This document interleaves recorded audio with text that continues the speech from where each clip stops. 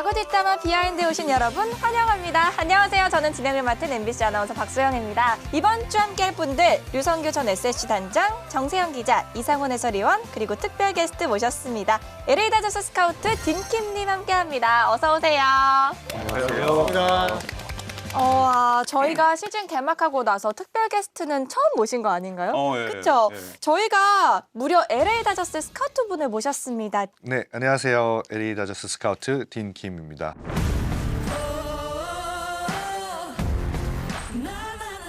저희 오늘 방송 나오시니까 긴장이 좀 되시나요? 지금 인생 거의 최고로 긴장한 상태입니다.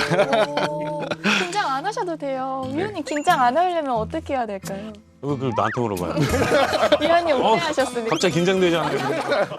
근데 또 우리 위원님께서 메이저리그에 또 경험이 있으시잖아요. 메이저리그에 있었던 적은 딱 한 달이었습니다. 그래서 저는 마이너리거였고요. 근데 진중하게 얘기하면은 정말로 보고 배우는 게 너무 많아서 스카우트 분들이 무슨 일 하시는지도 좀 보셨을 것 같아요. 그때는 이게 메이저리거 스카우트가 정식적으로 되질 않았었어요. 그래서 사기꾼들이 굉장히 많았었고 그때 당시는 어린 선수들 잡아서 메이저리그 보내줄게 뭐 돈 얼마 다 이런 것도 굉장히 많았었어요. 진짜 사기를. 그래 그 사기죠 그 당시에는. 저희 비하인드 스카우트 특집 준비 많이 했으니까 기대해 주시고요. 먼저 지난주 경기 한 줄 평과 별점부터 만나보시죠.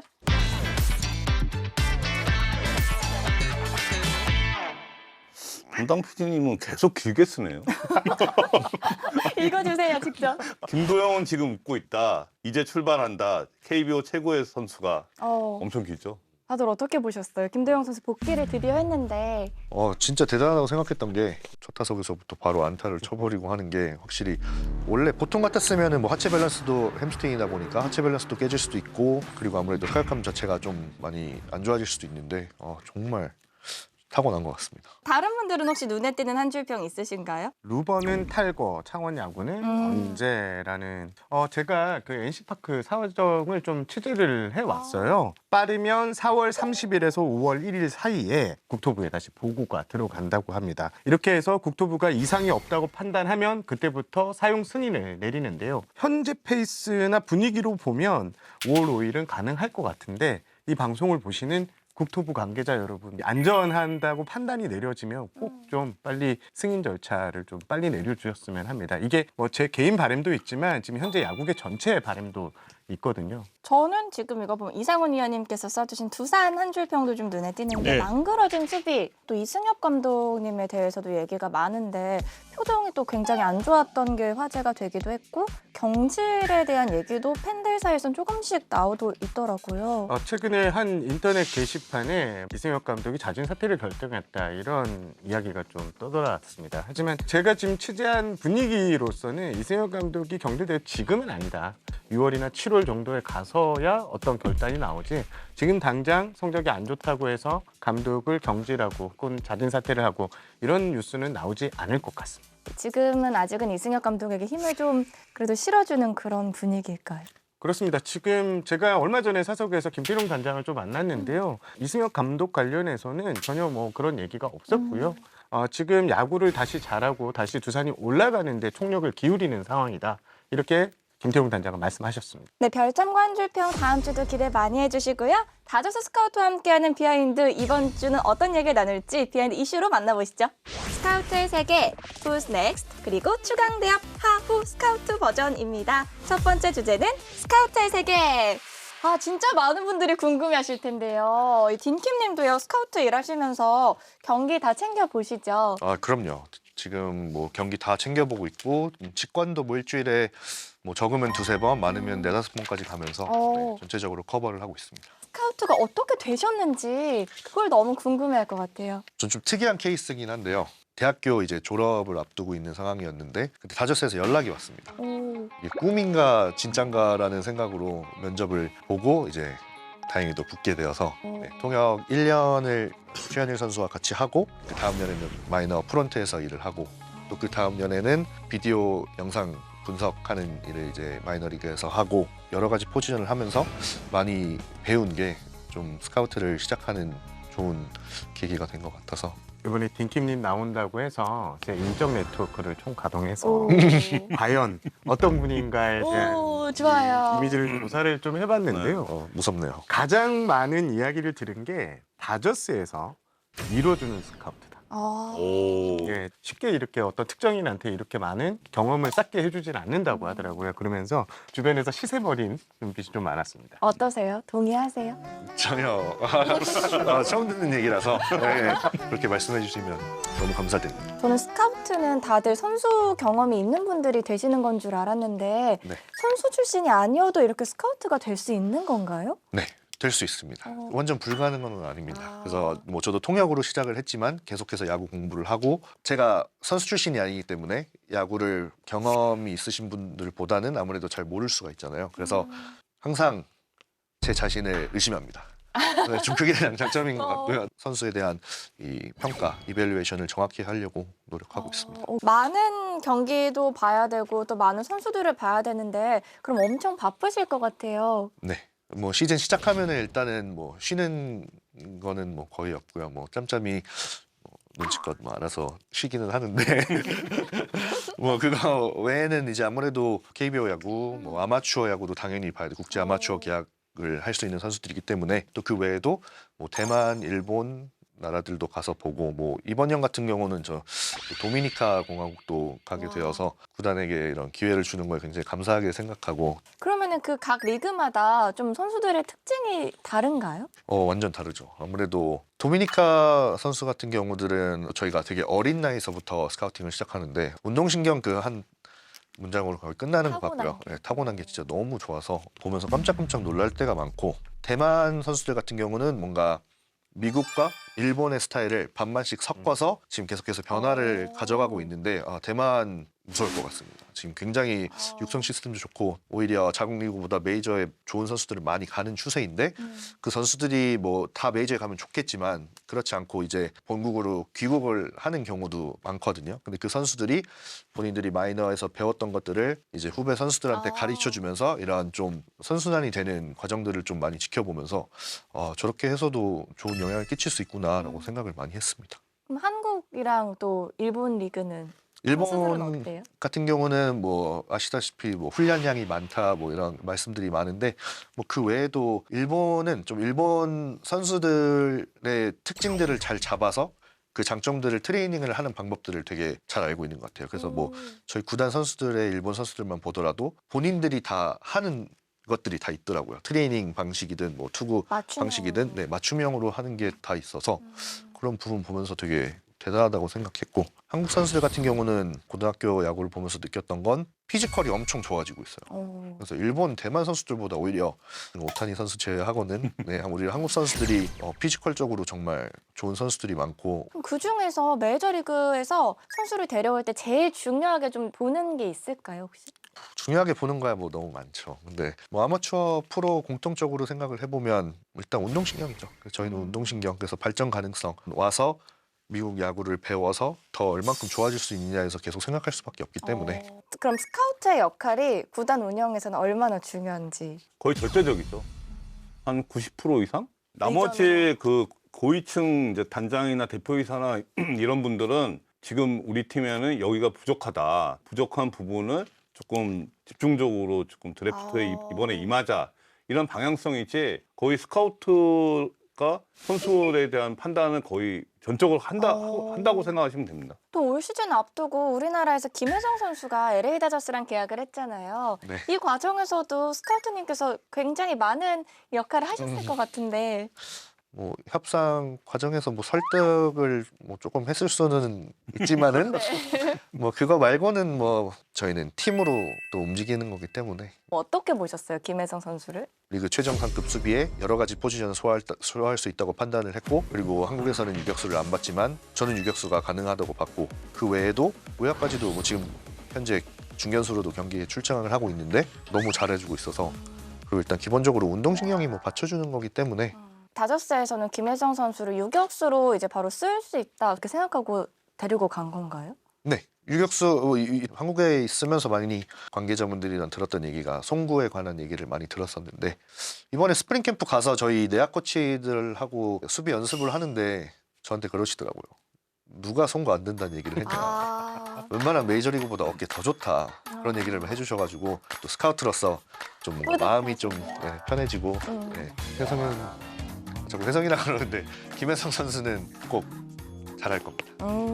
비키님께서 아직 스카우트로 일한 건 오래 일하신 건 아니잖아요. 그래도 일하면서 가장 보람될 때 한국 선수들 계약하면 당연히 제일 보람찬 순간이긴 하고요. 아무래도 본인이 이루고 싶은 꿈을 좀 펼쳐보는 기회를 줄 수 있다고 생각을 하면은 좀 보람찬 기분이 드는 것 같고, 제가 스카우트를 시작할 때 저희 선생님 같은 분이 계시는데 말씀하셨던 게, 너가 지금 내리는 판단, 평가가 스카우팅을 할 때 한 사람의 인생을 바꿔줄 수도 있다라는 책임감을 가지고 일을 해야 된다고 하셨거든요. 그래서 뭐 당연히 제가 막 인생이 달렸어 막 이러면서 뭐 계속해서 저도 사람이다 보니까 할 수는 없겠지만, 중요한 뭐 평가를 내리거나 아니면 결정을 내릴 때는 말을 하는 거에 대해서 굉장히 조심을 하고 리포트를 쓰는 거에 조심을 해야겠다는 생각을 한 번씩은 무조건 하기 때문에 스카우팅 하는 거 재밌습니다. 근데 지금 이제 3년 하신 동안에 이제 한국 선수를 2명을 계약을 하신 거잖아요. 네, 뭐 제가 그러면- 했다고 하기에는 민망하지만 저희 예, 팀으로 하지만 그러면 이게 좀 그 이전에 다저스랑 비교하면 좀 많이 계약한 것 같은데 네. 선수를 보는 기준이 네. KBO 리그하고 메이저리그 스카우트는 어떤 점이 다른지를 좀 설명을 좀 해주시겠어요? 굉장히 많이 다릅니다. 일단 한국 야구에는 즉시 전력감이라는 단어가 있잖아요. 네네. 네, 그래서 뭐 1라운드, 2라운드 선수들은 바로 이제 1군에서 우승 경쟁을 하는데 도움이 되어야 된다. 아니면 1군의 니즈, 필요에 따라서 드래프트 전략을 가지고 선수들을 뽑는 경향도 있다고 저는 생각을 하거든요. KBO에서는. 근데 미국에서는 그런 게 없습니다. 지금 현재 계약할 수 있는 선수 중에 누가 가장 좋은 선수인가가 제일 중요하고, 저희는 즉시 전력감이 없고, 짧으면 마이너리그에서 3년, 뭐 길면 뭐 5년, 6년, 7년까지도 육성을 저희는 오래 하기 때문에 포텐셜을 보고 아무래도 스카우팅을 할 수밖에 없죠. 그러면 저희는 이어서 다음 주제 만나볼까요? 다음 주제는요? Who's next?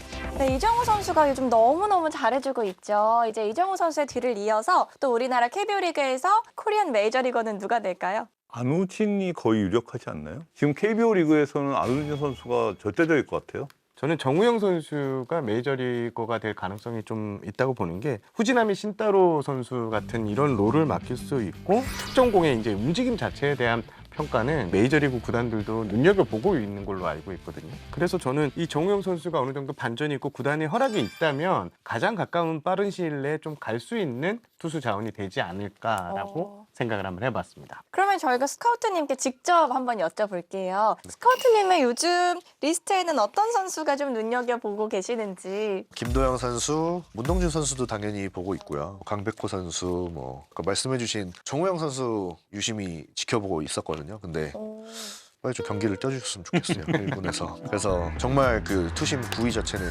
메이저리그에서 정말 찾기 힘든 구위라고 저는 생각하고 있기 때문에 빨리 1군 올라와서 경기 뛰는 걸 좀 보고 싶습니다.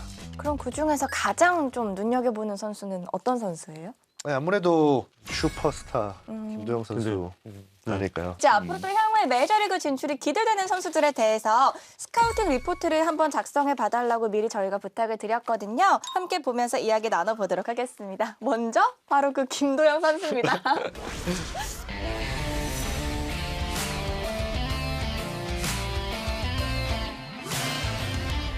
김도영 선수가 주루가 무려 만점이에요. 또 이 정도면 전체적으로 좋은 평가를 받은 건가요? 이 정도 점수면은 메이저리그 평균 이상의 선수로 생각을 하시면 될 것 같고, 김도영 선수 주루를 만점을 안 주면 어떤 선수를 만점을 줄 수 있을지 모르겠습니다. 메이저리그에서도 최정상급 스피드를 가지고 있는 선수라고 생각합니다. 근데 이정우 선수의 스카우팅 리포트랑 또 비교를 조금 해봤을 때 네. 어느 정도인지도 궁금해요. 전체적인 타격 툴이나 선관 같은 경우는 아무래도 이정우 선수가 조금 더 뛰어난 게 있는 것 같은데, 그 외에 파워 같은 경우는 김도영 선수가 더 뛰어나다고 저는 평가를 하고 있고, 김도영 선수가 아무래도 지금 수비에서 만약 유격수를 볼 수 있다면 본인의 가치가 훨씬 더 올라갈 텐데, 이정우 선수가 중견수 지금 보는 것과 비슷한 레벨의 수비를 평가할 수 있을 것 같습니다. 그럼 스카우트님 보시기에는 김도영 선수 유격 수비 가능하다고 보시나요? 네, 저는 오히려 삼루보단 유격수를 보는 게 맞다고 생각을 하고 유격이 베스트다. 네, 아무래도 김대영 선수 같은 경우는 하체를 써서 이제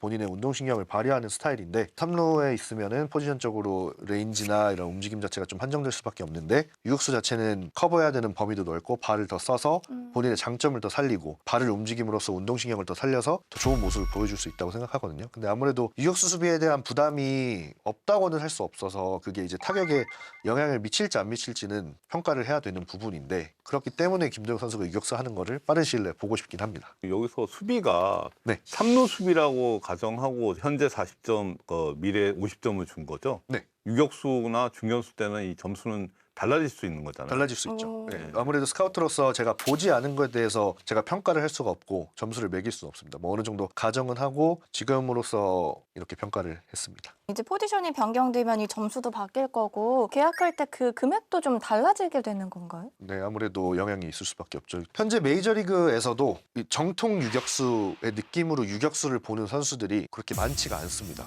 만약에 김정우 선수가 이런 배트 툴에 유격수 수비까지 볼 수 있다면 그 가치는 엄청나게 크게 차이날 수가 있습니다. 김도영 선수가 만약에 이제 유격수나 중견수 수비 그걸 빼고 3루수로만 간다면 그래도 좀 가능성이 있을지. 가능성은 무조건 있죠. 일단 보여준 것도 있고 계속해서 보여줄 거고 일단 가지고 있는 툴들이 너무 좋아서 문제는 없을 거라고 생각하는데 그냥 아쉽다 이런 거죠. 아무래도 본인의 가치를 높이고 어쨌든 평가를 할 때 많은 포지션을 소화하고 아니면 유격수, 이 센터라인을 볼 수 있는 것 자체가 팀한테는 굉장히 큰 로스터 플렉서빌리티라고 하는데 로스터에 이런 유연성을 부여해 줄 수 있는 이런 선수들을 최대한 로스터에 많이 갖고 있는 게 중요하거든요. 한 선수가 여러 가지 포지션을 소화할 수 있다면 뭐 훨씬 더 가치가 올라갈 수밖에 없고 근데 3루를 본다고 해도 메이저리그는 충분히 가능하다고 생각합니다. 그리고 아까 메이저리그에서는 운동 능력을 굉장히 중요하게 본다 하셨는데 국내에선 사실 탑급 운동 능력이잖아요. 네. 메이저리그에서는 평균보다 조금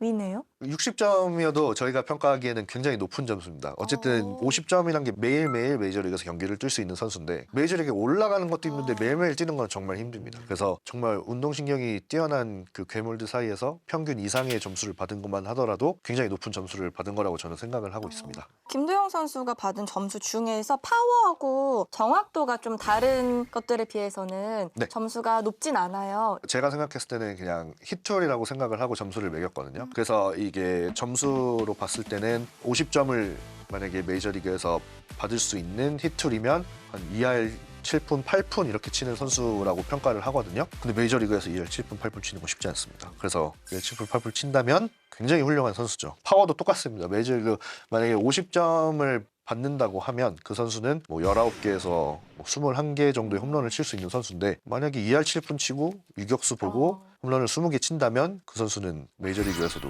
슈퍼스타급 선수이기 때문에 그냥 보시기에 메이저리그 평균 50점? 왜 이렇게 평가가 낮지라고 생각하실 수도 있는데 메이저리그니까. 전혀 그렇지 않습니다. 메이저리그는 기준이 굉장히 네, 그게 느껴지는 게 코멘트를 보면요. 가지고 있는 확실한 툴들로 인해 평균 이상의 메이저리그 선수로 발전 가능. 즉 유격수나 중견수비 가능하다면 더욱더 높이 평가할 듯. 이렇게 돼 있는 거 보면 굉장히 좋게 보고 계신 건데 실제로 이제 메이저리그 구단들에서도 관심을 많이 갖고 있는지가 제일 궁금하거든요. 관심을 안 가지는 것 자체가 말이 안 되죠. 어쨌든 향후 몇 년간 KBO에서 나올 최고의 유망주라고 모두 다 생각을 하고 있고 또 특히나 이번 비시즌 때 한 프리미어 12 경기 때 저도 갔다 왔고 이제 타팀 구단 스카우트님들도 많이 오시고 하셨는데 평가는 하나같이 다 비슷했습니다. 그럼 그런 국제 경기에서 선수들의 플레이하는 모습을 볼 때는 자국 리그랑 다르게 보시는지. 네, 당연히 경쟁의 레벨이란 게 조금씩 차이가 날 수밖에 없잖아요. WBC를 예를 들자면 그 나라의 최고의 선수들을 소집을 해서 나가는 경기이기 때문에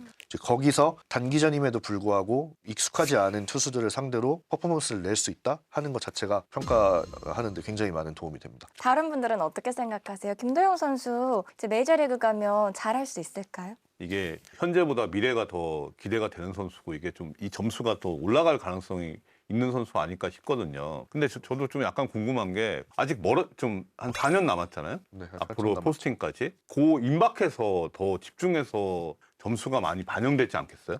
그죠. 네. 사실 지금 보는 건 그냥 진짜 그냥 네. 보는 겁니다. 당연히 이 선수는 30개 구단에 타겟이 될 수밖에 없는 선수이기 때문에 무조건적으로 봐야 되는 선수고 이 선수의 변화를 계속 보는 거죠. 계속 잘하면 좋겠지만 뭐 안 좋은 순간들도 있을 거고 슬럼프가 올 수도 있을 거고 하니까 거기서 어떻게 본인이 헤쳐나가는지 아니면 뭐 계속 잘하는지 이런 부분들을 계속 봐야 되기 때문에 앞으로 시간이 많기 때문에 오히려 더 다행이라고 생각하고 있습니다. 정확한 평가를 하기 위해서. 근데 이게 KBO 리그에서는 김도영 선수하고 견줄 만한 그 유형의 선수가 거의 없어요. 스카우트님 보시기에는 지금 현재 뛰고 있는 메이저리그 선수 중에서는 이 선수하고 비슷하게 성장할 것 같다. 하비바이즈 선수 잘 했을 때 하비바이즈 선수 느낌도 조금 있을 것 같고 아니면 뭐 트레이 터너 선수 느낌도 좀 있을 것 같아서 유격수 수비 보면서 어느 정도 장타 능력도 있고 만약에 뭐 김정우 선수가 트레이 터너처럼 선수처럼 성장해 준다면은 최고의 날이 되지 않을까요? 한국 야구에. 그러면은 또 궁금한 게 다저스가 김도영 선수를 지금 현재 시점에서 스카우트했어요. 다저스 유망주 랭킹 어느 정도 들어갈 것 같아요? 와. 그래도 탑5 안에는 들어갈 것 같습니다. 오, 주루가 거의 만점을 주셨는데 최근에 이제 김도영 선수가 햄스트링 이슈가 있었잖아요. 이런 거는 고려를 안 한 것인지 한번 궁금하게. 아직은 뭐 그레이드 1 부상이었고 뭐 그렇게 큰 뭐 파열이나 이런 건 아니었기 때문에 충분히 회복이 가능하다고 생각을 했고 그리고 부상 이후에 제가 김정우 선수가 뛰는 거를 아직 가서 초시계를 재보지 않아서 뭐 정확히는 모르겠지만 뭐 갑작스럽게 뭐 그렇게 안 좋아질 것 같지는 않고요. 그리고 뭐 아무래도 몸을 잘 만드는 선수이기 때문에 뭐 그런 부분에 대해서는 문제는 없다고 생각을 합니다. 다음으로는요, 올 시즌 끝나면 이제 FA를 하는 선수죠. 강백호 선수의 스카우팅 리포트 함께 보시죠.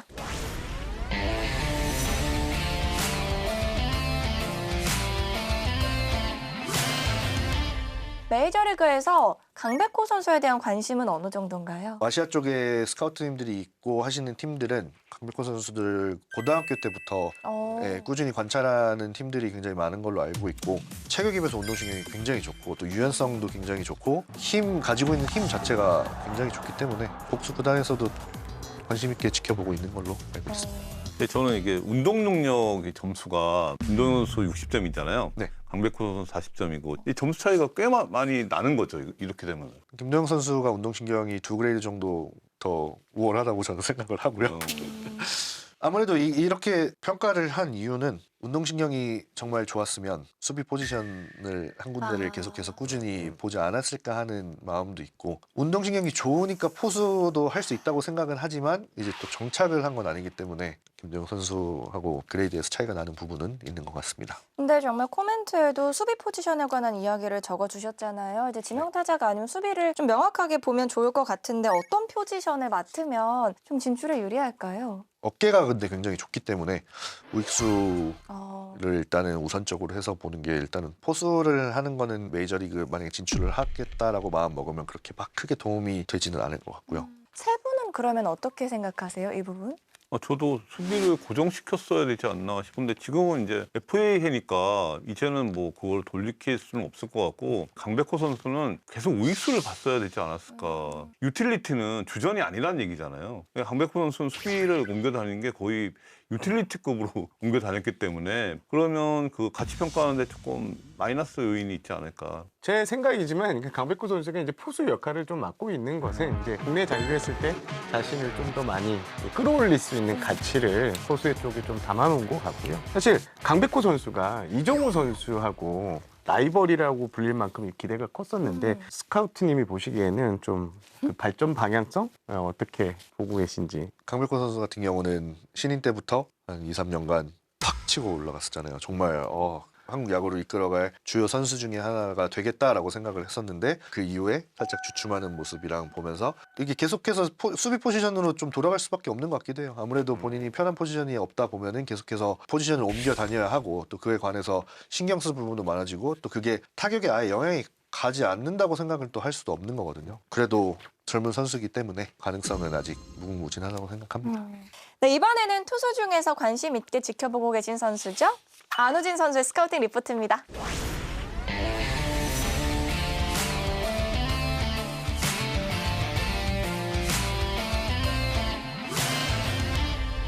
와, 저는 이게 굉장히 눈에 띄어요. 빠른 시일 내에 메이저리그에서 보는 날을 기대하게 하는 투수다라는 게 빠른 시일 내에 보고 싶습니다.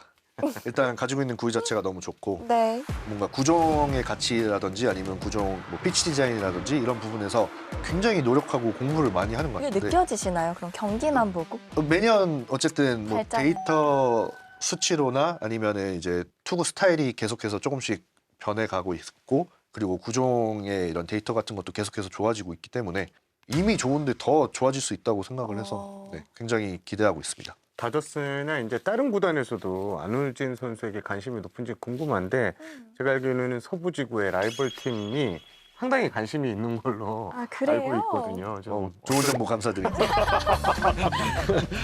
근데 투수는 보니까요. 구종별로 점수가 나눠져 있는 게 좀 다른 것 같은데 류현진 선수랑 또 비교를 해볼게요. 더 높은 건가요? 더 낮은 건가요? 전체적으로 체인지업 빼고는 안우진 선수가 평가는 더 좋은 것 같습니다. 그냥 솔직하게 얘기하겠습니다.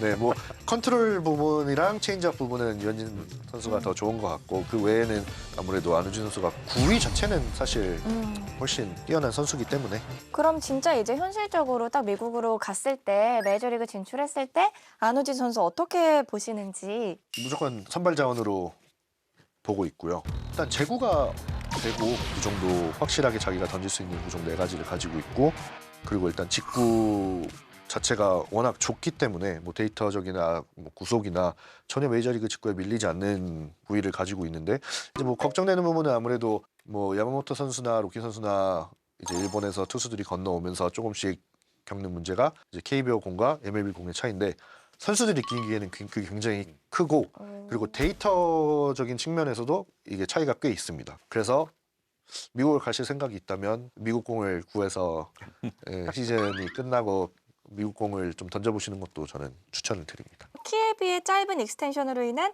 디셉션 관련 질문 그리고 구속 의존도에도 좀 의문이 있다라고 남겨주셨는데 네, 아무래도 키가 굉장히 큰데 데이터상으로 봤을 때 익스텐션이 그렇게 길지가 않더라고요. 아무래도 익스텐션이 짧으면 조금이라도 불리할 수밖에 없죠. 이제 타자가 느끼는 그 차이가 또 굉장히 크기 때문에 구속이 만약에 떨어졌을 때 퍼포먼스가 어떻게 나올까. 그리고 세컨더리 피치 이제 뭐 슬라이더나 체인지업이 구속이 떨어졌을 때도 똑같은 힘을 가질 수 있는가에 대해서도 의문을 가지고 있기 때문에 그래도 잘 던질 것 같습니다.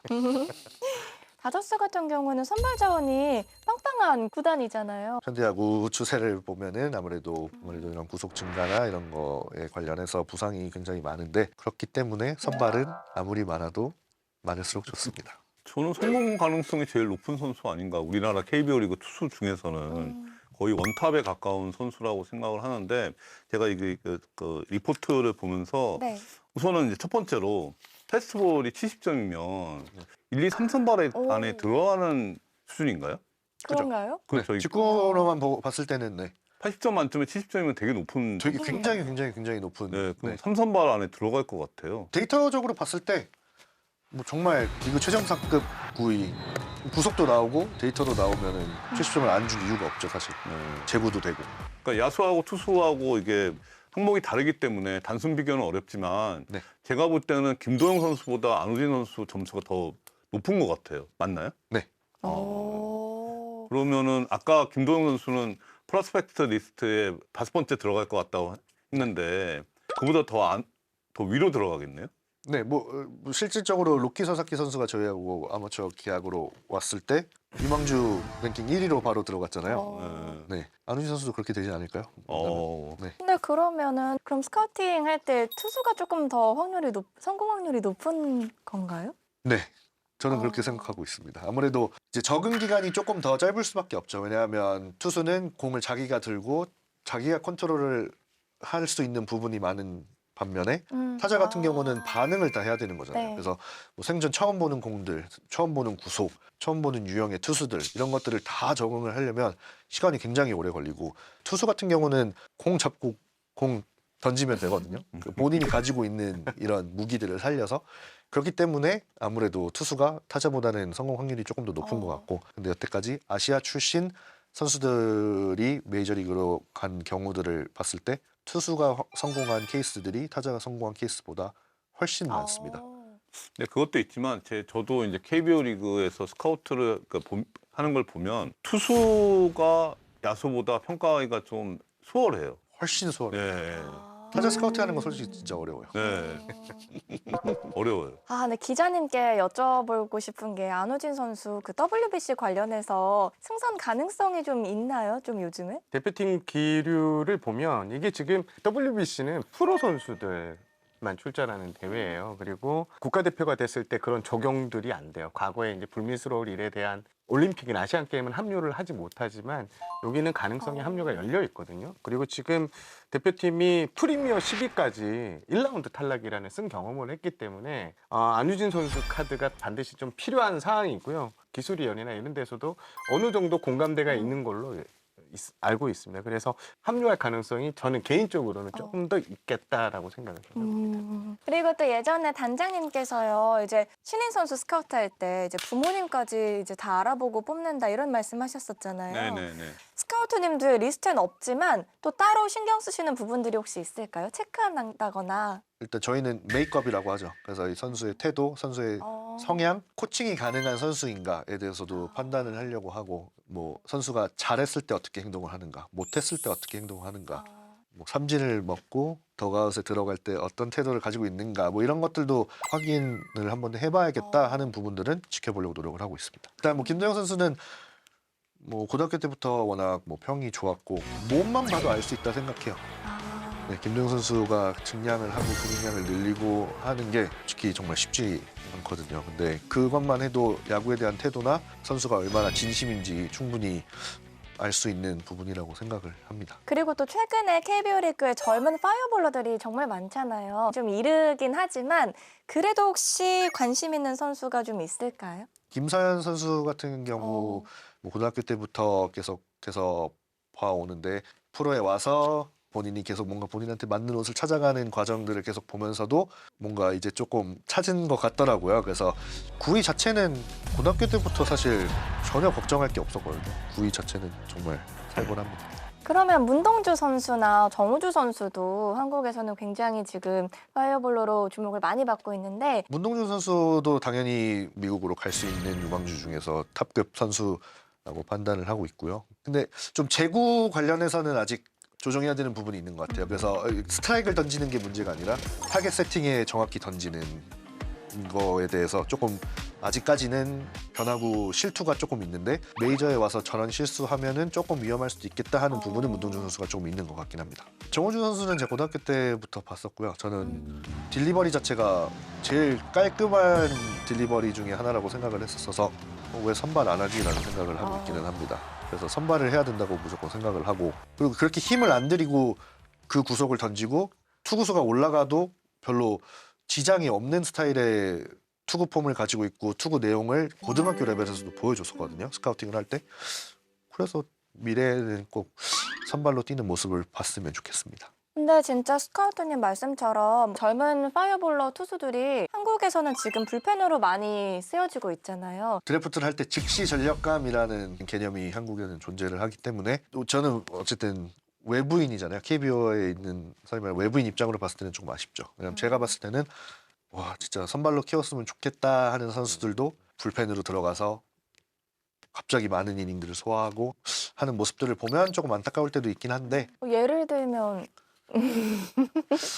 뭐 예를 들면 뭐 정우진 선수 같은 경우도 선발로 할 수 있을 것 같고 뭐 배찬승 선수도 선발 가능성이 있다고 저는 생각했었고 그러면 우리 아까 얘기했던 세 선수 있잖아요. 김서현 선수, 그다음에 정우주 선수, 문동주 선수 네. 셋이 있을 때 네. 내가 스카우팅을 해야 한다면 저는 문동주 선수죠. 문동주 선수. 네, 아무래도 일단 기본적으로 선발 투수의 가치와 불펜 투수의 가치는 아무래도 차이가 크게 날 수밖에 없고요. 문동주 선수는 애초에 선발 자원으로 처음부터 시작을 해서 계속해서 이렇게 커리어를 쌓아 나가고 있고 그리고 아직 성장 가능성이 남아 있다고 생각을 하거든요. 그래서 더 좋아질 수 있는 부분이 있기 때문에 오히려 저는 더 좋게 평가를 하고 있습니다. 알겠습니다. 네, 마지막 주제 만나보시죠. 다음 주제는요. 추강대역 하후 스카우트 버전입니다. 추강대역 추신수, 강정호, 이대호, 이승엽 거기에 메이저리거 김하성 선수, 이정우 선수까지 포함을 해서 스카우트가 보는 최고의 타자는 누군지 저희가 한번 이야기 나눠볼게요. 네, 저는 추신수, 강정호, 김하성, 이정우, 이대호, 이승엽 이렇게 순서로 했습니다. 이유가 있을까요? 판을 안 없는 거라고 저는 메이저리그 네. 네, 소속의 구단에 있기 때문에 일단 메이저리그 선수를 먼저 선정했고요. 와. 그리고 추신수 선수 말할 거 없이 무조건 첫 번째로 오시는 게 맞는 것 같고 그렇게 긴 커리어를 메이저리그에서 하는 게 너무 대단하신 것 같고 진짜 존경스러울 정도로 그리고 그 뒤로는 이제 강정호 가지고 있는 툴로만 봤을 때는 1위의 자리를 진짜 위협할 정도로 정말 최상급이 아니었나 생각을 했고요. 김하성, 이정우 선수가 앞쪽에 온 이유는요. 또 수비 포지션의 가치에 대해서 굉장히 계속해서 중요하게 생각을 하는데 아무래도 김하성 선수는 이제 유틸리티로서 여러 가지 포지션을 소화할 수 있고 또 이정우 선수는 굉장히 중요한 중견수 포지션을 소화할 수 있고 네, 그런 생각에서 일단은 정렬을 이렇게 했습니다. 저는 이거는 원탑은 추신수 같아요. 그러니까 이렇게 고등학교 때 메이저리그 가서 이렇게 성공한다는 거는 정말 불가능의 영역이거든요. 그래서 저는 추신수 선수는 논외로 쳐야 된다. 그 정도다. 예, 예, 그렇게 생각합니다. 2위부터가 좀 헷갈리는데요. 이제 아까 스카우트님은 이제 수비 포지션을 맞아요. 감안했고, 근데 저는 수비 포지션을 감안했으면 여기 이종범 들어가야 되는데 빠졌잖아요. 없잖아요. 예. 네. 제가 본 야구 선수 중에 타자는 이종범이에요. 정세환 기자님은 그러면 어떤 순서로? 저도 공교롭게 SSG 담당을 해서 그런 건 아니고요. 이 추신수 그런 것 선수가 같은데. 사실 빅리그에서 20년 가까이 커리어를 뛸 수 있었다는 그 자체 하나만으로도 저는 추신수 선수의 가치를 알 수 진짜. 있다고 보고요. 그 다음에 저는 좀 약간 고민이 좀 되는데요. 특히 해외 리그 나가서 본인이 자신의 힘으로 한 팀을 끌고 챔피언십 시리즈에서 우승을 시킬 수 있는 능력을 보여줬다는 점에서 저는 이대호를 뽑았고요. 근데 그 나머지는 저는 다 좀 비슷한 것 같아요. 저는 김하성. 이정우 선수는 제가 공략법 좀 알 것 같고요. 김하성 선수를 얘기한 거는 제가 상대하기 껄끄러운 타자 이거였어요. 네, 네. 그러면은 전체적으로 봤을 때는 추신수 선수 1위? 즉 김하성. 그래도 예, 김하성. 하는 모습을 그냥 보더라도 그냥 제가 보기에.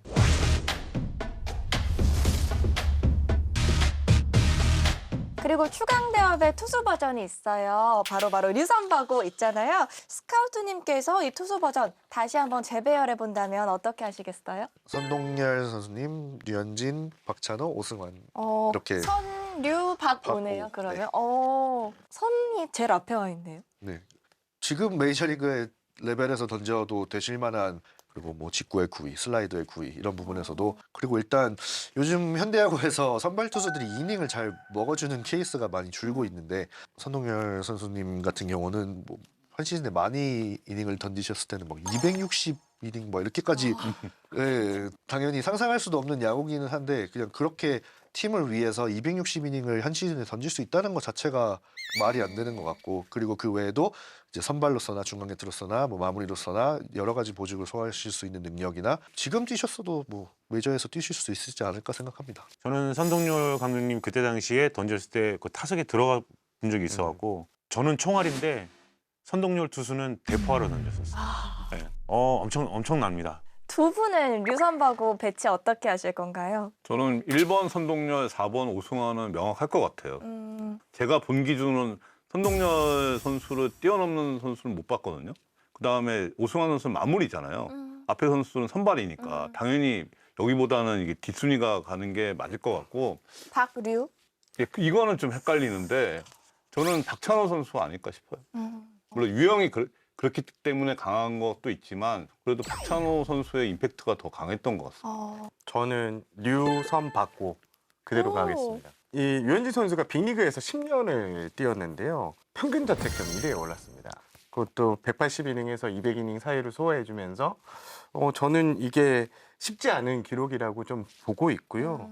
메이저리그에서 공빠른 투수들 사이에서 이 제구의 힘으로 평균 자책점 1위에 올랐다는 것은 정말 저는 어마어마한 사건이다. 그런 의미에서 류현진 선수를 좀 가장 먼저 앞에 뽑아봤습니다. 류현진 선수 얘기하니까 또 궁금해졌는데 스카우트님께서도 아까 류현진 다음이 박찬호 선수 이렇게 정렬을 해주셨잖아요. 네. 어떤 이유에선지 이것도 조금 궁금해요. 메이저리그에서 그렇게 오랫동안 선발로서 그렇게 성공한 케이스를 보여주시고 뭐 사이영의 언급 후보에도 계속 올라가시고 하는 것 자체가 다시 나오기 힘든 기록이 아닐까 생각을 하고 있고요. 그리고 류현진 선수가 다저스에 계셨을 때 저도 같이 다저스에 있었는데 구단 내 평가가 다 되게 한결 같았습니다. 루틴이나 이런 것들 지키는 거에 되게 굉장히 노력하신 걸로 저는 알고 있고 스태프들이나 코칭 스태프이나 뭐 프론트나 또 엄청 잘 지내셨어서 구단 내에서 평가가 엄청 좋았었고 해서 류현진 선수를 뽑았습니다. 대투수 이상훈 위원님. 대투수라는 얘기 빼세요. 그러면 레전드 투수 이상훈 위원님. 이 마지막으로 정렬 한번 해주세요. 그 시대의 가장 1번인 투수들 아닌가. 그래서 이 선수들에 대해서는 순수의 의미는 없는 것 같습니다. 마무리를 아주 좋았어요, 위원님. 감사합니다. 예, 편집 잘하세요.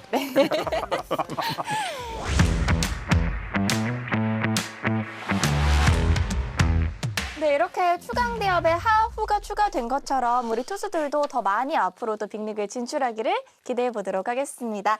이어서 짧지만 강한 B급 인터뷰 비터뷰 시간인데요. 이번 주 주인공은요. 최강 한화의 최강 클로저 한화의 김서현 선수입니다. 안녕 비하인드. 그동안 잘 지냈지? 잘 지냈지? 저 대화 시도 굉장히 많이 했거든요. 네. 김서현 선수랑 목소리 많이 못 들었어요. 내 이외에는 잘 못 들었어요. 내가 좀 소심한 게 좀 많았어가지고 편하게 대화를 못했던 것 같아. 우주랑 항상 원정 가서 항상 베스킨라빈스 먹긴 하는데 우주가 흔들릴 때마다 옆에서 많이 도와주긴 하는데 많이 도움 됐을지는 잘 모르겠어. 아직까지는 적응이 다 된 것 같진 않아요. 그래도 최대한 막을 수 있는 만큼 막고 시즌 끝났을 때 내가 만족할 수 있는 성적이었으면 좋겠어. 무실점은 솔직히 생각은 안 했고 그날에 졌다 보니까 마음으로는 조금 여러 가지 생각이 많이 들었지. 그렇게 많이 응원해 주시니까 뭔가 내가 더 분발해야겠다는 생각이 좀 더 많아서 그렇게 댓글 달았던 것 같아. 뭐 경기 결과로 보는 것도 있고 응원 댓글도 많이 해주시고 하니까 항상 팬분들께 너무 감사한 마음에 인스타를 보는 거라서 노래 좀 많이 듣는 것 같아. 루시 노래를 좀 많이 듣는 것 같아. 난 인정 안 해. 인정 안 해? 네, 봤어. 어때? 마음에 들어? 내가 디자인한 건 아니지만은 팬분들이 마음에 들어줬으면 좋겠어. 이거는 많이 봤던 것 같아. 동의해? 응원해 주실 때마다 잘 던지고 있어가지고 좀 고마운 마음이 좀 큰 것 같아. 야구장 원정이든 홈이든 항상 이렇게 많이 와주시는데 항상 팬분들이 응원해 주신 덕분에 좋은 성적 많이 낼 수 있는 것 같아서 항상 너무 감사한 마음이 커. 비하인드가 정말 많이 매우 사랑하는 거 알지? 저도 많이 사랑합니다. 네, 비하인드 배틀 이번 주 주제 만나보시죠. 이번 주 주제는요. KBO 역수출의 신화 다음 주자는 이제 메릴 켈리 선수 또 에릭 패디 선수처럼 KBO 리그에서 뛰고 나서 또 다시 메이저리그에서 활약하는 선수들이 늘어나고 있잖아요. 한국 선수들뿐만 아니라 외국인 선수들도 눈여겨보신다고 들었어요. 네, 전 구단 외인들은 계속해서 다 체크를 하고 있고요. 매년 언제 또 어떤 상황이 일어날지 모르기 때문에. 그러면 어떤 외국인 선수를 지켜보고 계신 건지 그리고 우리 비하인드 패널들은 어떤 선수들을 좀 눈여겨보고 있는지 지금 만나보시죠.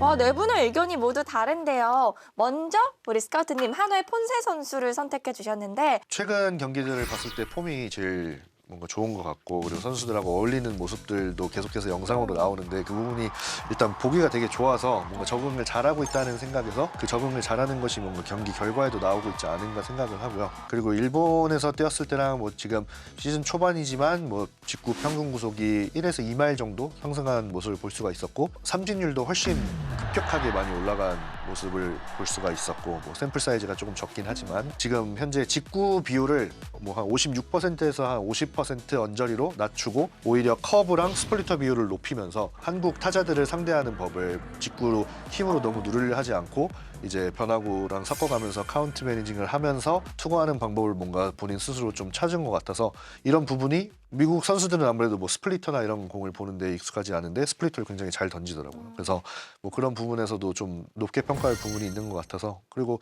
뭐 그 외에도 디셉션 관련해서 뭐 팔을 빼는 속도나 그리고 몸 뒤에서 팔을 가려서 나오는 동작이나 익스텐션이 거의 리그 상위급 정도로 나오더라고요. 그래서 그런 거 보면서도 충분히 메이저리그 레벨에서도 당장은 아니겠지만 써야 된다면 쓸 수도 있겠다라는 생각은 했습니다. 들어오자마자 저렇게 적응을 하고 던지는 거는 그 사람의 능력이 어떤 투수들보다 더 좋은 것 같다 이렇게 보여집니다. 근데 내일 선수를 예. 선택해 주셨는데. 폰세는 본 지가 얼마 안 됐고요. 아. 예, 내일은 스위퍼가 더 강해졌어요. 그리고 또 올 시즌의 초반부터 던지는 모습이 굉장히 인상적인데 스위퍼가 더 간단해졌고요.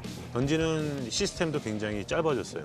그래서 이 선수가 마운드에 오르면 그 야수들이 너무 편하겠다. 벤치에서 바라보는 것도 너무 편하게 볼 수 있겠다라는 생각이 들어서 내일 선수를 생각했습니다. 스카우트님도 내일 선수는 좀 보셨잖아요. 그럼요. 어떻게 보세요? 말씀하신 것처럼 뭐 내일 선수는 확실한 본인의 무기를 갖고 있고 그리고 뭐 저희가 평가하는 것 중에 하나가 이제 확실한 아웃피치가 있느냐에 대해서 그게 있고 없고의 차이가 굉장히 크거든요. 그래서 내일 선수는 계속해서 지켜보고 있는 선수 중 하나입니다. 실제로 그러면 메이저에서 관심 있게 좀 보고 있는 구단들이 있나요? 내일 선수? 그거는 구단마다 비밀이니까 제가 뭐 알 수가 없겠죠? 네, 알겠습니다. 그러면 정세영 기자님은 SSG 화이트 선수를 선택해 주셨는데 아까 우리가 폰세 선수도 샘플 사이즈 작다 얘기했는데 네. 화이트 선수는 진짜 작은 네. 거잖아요. 네. 근데 어떤 부분에서 이렇게 보신 건지 궁금해요. 저는 변신 가능성에 좀 주목을 했어요. 직구 구위 자체는 데뷔전이었던 하나전에서 보였던 1회부터 3회까지 그 위력적인 구위. 직구의 힘은 충분히 메이저리그에서 살아남을 수 있다고 보여지고요. 그런데 이 선수가 이제 기복이 좀 심한 점 그리고 좀 약간 디테일이 좀 떨어진다는 면이 있는데 저는 KBO 리그에서 와서 성공해서 빅리그로 유턴해서 가는 선수들 보면 뭔가 여기서 하나 얻어서 가서 성공을 하는 케이스가 많은데 그만큼 이 코치들의 이렇게 맨투맨 지도 관리가 차원이 다릅니다. 그래서 이 부분에서 충분히 교정이 가능할 것이라고 좀 생각을 했고요. 그리고 무엇보다 선수 본인이 제가 알기로는 미국 복귀에 대한 의지가 상당히 아직 남아 있는 걸로 알고 있습니다. 이런 것들을 고려했을 때 저는 화이트 선수는 도전할 수 있지 않을까 이렇게 생각해 봅니다. 그럼 우리 스카우트님 의견 들어봐야 될 것 같은데요. 원래 저희 구단 선수였습니다. 마이너 시스템에서 이제 다저스에서 올라와서 제가 마이너에 있을 때 사실 같이 있었거든요. 그래서 개인적으로 친분도 있고 해서 한국 온다 그랬을 때 되게 깜짝 놀라고 좀 반갑기도 하고 했었는데 화이트 선수 같은 경우는 뭐 미국에서 성공도 있었고 좀 좌절도 있었지만은 어쨌든 말씀하신 것처럼 좀 디테일한 부분이나 좀 제구가 흔들릴 때 급격하게 흔들리고 그거에서 이제 빠르게 벗어나지 못하는 모습들을 조금 보여주는 모습들을 메이저리그 레벨에서는 보여줬었는데 아무래도 한국에 와서 업그레이드. 네, 업그레이드하고 좀 선발은 이렇게 하는 거다 이렇게 한국 선수들한테 좀 배워서 좀 그런 디테일한 부분이나 제고적인 부분들을 좀 잡아서 한다면 충분히 다시 메이저리그에 복귀할 수 있는 구위는 가지고 있는 것 같습니다. 그리고 마지막으로 류성규 단장님은요. 올 시즌 진짜 한결같이 콜 어빈 선수에 대한 그거를 정말 많이 들은 것 같은데 이런 선수도 오는구나라고 제가 좀 놀랬던 케이스거든요. 당장을 놓고 보면 지금 시점에서 보면 폰세하고 내일이 가장 폼이 좋아요. 이게 원투거든요. 네. 그렇지만 콜어비는 작년에 이제 메이저리그에서 선발 투수로 이렇게 꾸준하게 뛰었던 선수고 지금 이 선수가 일본도 충분히 각오도 남는 그 기량을 갖고 있지만 한국에 왔어요. 한국에서 이제 스텝업을 하는 시간을 갖고 다시 메이저리그로 돌아갈 가능성이 높은 선수다. 그리고 메이저리그 관점에서 봤을 때도 이 선수를 관심 있게 보지 않을까. 그러니까 빅마켓은 아니고 좀 스몰마켓 팀들이 그렇게 볼 가능성이 있다. 그래서 확률상으로 지금 콜어빈이 높지 않을까. 저도 그렇게 생각합니다. 그래서 뭐 카이라트 선수가 뭐 이번 시즌에 샌디에고로 간 것처럼 뭐 비슷한 케이스가 될 수 있다고 생각하고 제가 최근에 콜 어빈 선수를 뭐 이제 직접 가서 잠실에서 보고 왔는데 근데 확실히 폼이 100%는 아닌 것 같다는 느낌을 들었어요. 그래서 제구가 막 그렇게 좋지는 않은 모습을 보여줬었거든요. 그래서 아무래도 뭐 경기 바이 경기이긴 해서 뭐 좋은 날도 있고 안 좋은 날도 있겠지만 제가 또 안타깝게도 좀 안 좋은 날에 경기를 보러 간 케이스여서 좀 꾸준하게 몇 경기 잘 던지는 모습 보여주면은 충분히 가능성은 있다고 생각합니다. 근데 이렇게 또 듣고 보니까 다들 투수를 선택해 주셨잖아요. 타자 중에는 없을까요? 타자 중에 지금 한 명 꼽으라면 뭐 무조건 패트릭 위즈덤 선수를 일단은 저는 꼽을 것 같고요. 그래서 지금 원래 메이저에 있던 선수기도 하고 뭐 주춤하긴 했지만은 야구 잘하는 선수는 또 갑자기 그 감을 찾을 수도 있는 거기 때문에 한국에 와서 이렇게 계속 잘하고 자신감을 얻는다면 미국에 다시 복귀할 수도 있지 않을까 생각을 하고 있습니다. 두 분의 의견 궁금해요. 역수출 될 수 있을 것 같은 타자? 네, 타자에서. 제이크 케이브 같은 경우 다시 백업으로 쓸 수도 있지 않겠나. 메이저 관점에서는 나머지는 거의 없을 것 같은. 두산에서는 케이브 별로 안 좋게 보셨다고 얘기해가지고 제가요? 예. 두산에서 되게 단장님을 정죄하는 걸 들었는데 나쁘게 얘기하지 않았어요? 평가 저는 나쁘게 얘기했던 것 아니 같은데. 저는 이 모습을 유지하면 저는 한 번 더 빅리그에 대한 도전을 이어갈 거더라고 이렇게 보고 있습니다. 과연 이번 시즌이 끝나고 또 구단과 아름다운 이별을 하게 될 선수는 어떤 선수일지 지켜봐 주시고요. 저희는 다음 순서로 넘어가겠습니다. 네, 다음 코너는요. 팬들을 속 시원한 뒷담화 팬터뷰 시간입니다. 이번 주는요. 최강 열정을 보여준 한화 팬이요. 특별한 분에게 특별한 고백을 했다고 하는데요. 지금 바로 만나보시죠. 안녕.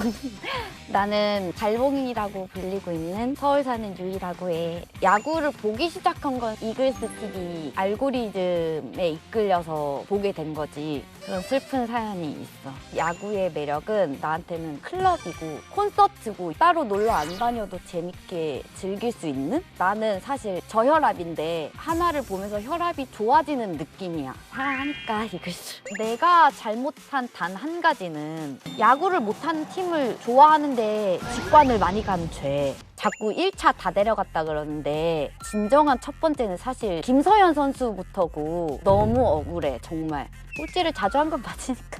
좀 긁힌다. 문동주, 김도영, 문동주. 작년에 뉴스만 틀면 펄펄 난다 슈퍼스타 김도영 너 땜시 살아야 난 너무 싫어. 너 땜시 살아야 그만 보고 싶다.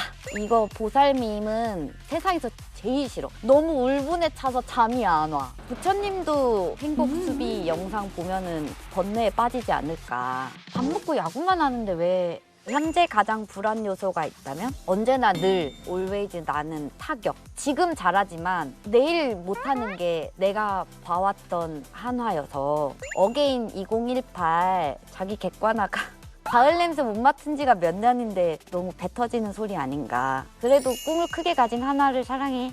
원하는 것도 5등, 예상도 5등. 우리는 학습된 공포가 있어. 5등 없어서 못 먹지. 나는 허구현 아저씨 집 앞에 가서 풍물놀이, 사물놀이 내가 할 줄 아는 모든 놀이를 다 즐길 수 있어. 한화가 한국 시리즈 우승한다면 MVP는 나는 우리 김승현 회장님 사비로 반지라도 제작해서 드려야 되지 않나. FA들 만족? 과하게 쇼핑하지 않았나. 아 조금 바가지 썼다. 밸런스 게임. 최재훈 대 이재원. 나는 이거 이재원 선수가 좋아. 엄상백, 심우준 선발 5명이 돌아갈 수 있게 만들어주는 엄상백 선수가 조금 더 좋아. 심우준 하주석. 아 좀 맵다. 아 그래도 심우준. 사고 안 쳤으니까. 문동주, 김서현, 정우주. 김서현, 정우주, 문동주. 문동주 선수한테 상처받았던 날이 너무 많아 내가. 김경문 대 양상문. 이거는 자다가 깨어나도 양상문. 코치님이 오고 나서 변화된 게 많으니까. 한승혁 vs 김범수. 김범수 선수. 왜냐면 많이 당했어. 역전을. 김범수 선수가 내 눈앞에서. 김태균 대 류현진. 우리 서상구장을 지어주신 류현진 선수가 아닐까. 스미스 vs 오브레디. 스미스 선수가 더 싫어. 왜냐면 첫 경기 이후로 없어 애가. 알지 않나 이거. 개막전에서 커먼뉴 이거를 일렬 직관해봤어가지고 뻔뻔함의 그 표정이 아직도 너무 생생해. 저거 미쳤나?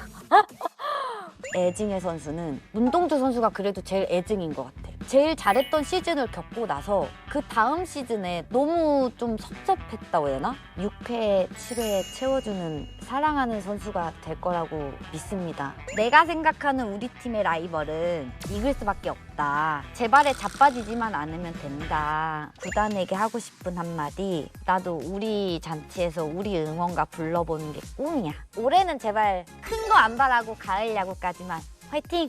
김승현 회장님 사랑합니다. 네, 이번 순서는요. 비하인드 승부 예측, 비하인드 픽입니다. 이번 주도요. 울고 웃는 사람이 갈렸는데요. 날씨 때문에 또 여러 가지 일들이 있었거든요. 지난주 결과 만나보시죠. 김강민 위원님께서 유일하게 예측에 성공을 해주셨어요. 근데 사실 이게 화요일 날 우천 취소 경기가 2경기가 있었잖아요. 그러면서 실패한 분들도 나왔는데 놀라운 점 저랑 단장님은요. 유일하게 그때 취소도 안 됐는데 그냥 틀렸습니다. 아, 이 정도면요. 진짜 정방꿀의 기운이 이렇게 흘러오는 것 같아요. 조심하셔야 돼요, 여기도. 나쁜 바이러스는 잘 전염돼요. 혹시 이런 거 좀 잘하시나요? 근데 저도 잘 못해서 그닥 도움이 될 것 같진 않습니다. 네, 더 이상의 연패는 없다. 저희가 정말 이제는 벼랑 끝에 선 심정으로 저희가 예측한 주중 3연전 지금 만나보시죠. 네, 류성규 단장님은 한화의 위닝에 저는 기아 그리고 정세영 기자님은 삼성. 오늘은요 스카우트님께서 롯데 수입에 걸어두셨습니다. 이상훈 위원님은 KT 두산 2대1에 걸어두셨는데요. 먼저 수입에 걸어주신 딘킴 스카우트님 수입에 걸기가 쉽지가 않거든요. 사실 해보니까. 그런가요? 네. 일단 혜성이에게 좀 미안하긴 한데 일단 로젠버그 투수가 등판을 안 할 것 같아 보여서 그러면은 지금 기세를 확실하게 탄 롯데가 수입을 할 수도 있지 않을까 생각을 해서 원래 야구는 분위기 싸움 아니겠습니까? 좀 분위기를 믿겠습니다. 저도 분위기 싸움이라고 생각한다면 김도영 선수가 돌아왔잖아요. 분위기가 훅 올라가지 않을까. 하지만 또 NC에서는 이제 외국인 투수들이 나오기 때문에 1-2로 예측을 저는 해봤습니다. 사실 지금 5연패 상황이어서 정말 충격적인데. 누가요? 저요. 저는 팀을 말하는 줄 알았는데. 아니, 우리 같이 5연패인데 저도 좀 반성을 하고 있는데 좀 길게 보자. 8치월로 하겠습니다. 저는 좀 길게 보려고 하고 8월 달에 뒤집겠다. 그래서 지금 최근 폼이 하나가 좋잖아요. LG가 좀 떨어진 상황이에요. 그래서 하나의 위닝을 걸었습니다. 단장님이 너무 진심이시니까 네. 제가 마음이 다 아프네요, 진짜. 꼭 맞추셨으면 좋겠어요, 네, 같이. 네, 마지막으로 우리 회장님 요즘 기세가 너무 좋으신데 네. 하늘이 이제 시기 질투까지 한다. 아, 만약에 비록 우천치기소가 없었으면 됐을 좀, 것이다. 예, 그런 생각을 좀 해봤는데 이번에는 정배로 좀 밀고 싶습니다. 저는 선발 싸움에서는 좀 변수는 있지만 저희 삼성 쪽에 좀 윈이 좀 갈 가능성이 높다. 그리고 삼성의 기세가 지금 좀 예사롭지 않거든요. 이런 것들을 고려해서 삼성의 2승 1패. 과연 예측의 결과는 어떻게 될지 다음 주 비하인드에서 함께 확인해 주시고요. 어느덧 또 끝마칠 시간이 돌아왔습니다. 오늘 함께 해주신 우리 딘킴 스카우트님 소감 한 말씀 들어볼까요? 네, 오늘 너무 다들 편하게 잘 해주셔가지고 야구 얘기야 진짜 밤새면서 뭐까지 할 수 있는 얘기기는 한데 이렇게 또 초대해 주셔서 너무 감사드립니다. 네, 그러면 저희는 다음 주 더 핫한 이슈, 더 거침없는 입담과 함께 돌아오도록 하겠습니다. 야구 뒷담화가 하고 싶다면 비하인드로 들어와. 선생님께서 이성민 선생님께서 제일 재밌다고 생각을 했는데 오늘 와서 뵈니까 근데 굉장히 제가 편집을 많이 당해요. 프로그램 나중에 보잖아요. 네. 편집 많이 당해갖고 쇼츠에도 별로 안 나오고 왜 안 나올까 이 사람들이 너무 재밌으신데요. 왜 이러지? 할게요. 서운하시다. 지금 다 듣고 있어요. 저기 듣고 있는데 이거 마지막에 나올 것 같아요. 스크롤 때. 네. 너무 좋아요, 저희 위원님. 진짜요? 네.